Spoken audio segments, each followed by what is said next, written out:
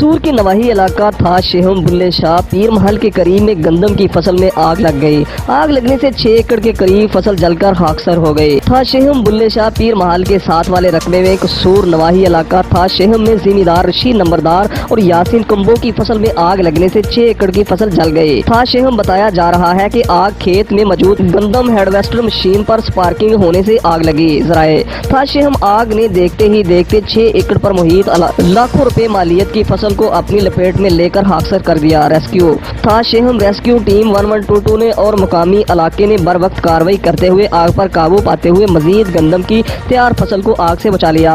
Report हाजी मोहम्मद अमीन Kamboj, district reporter अपनाए वतन news कसूर।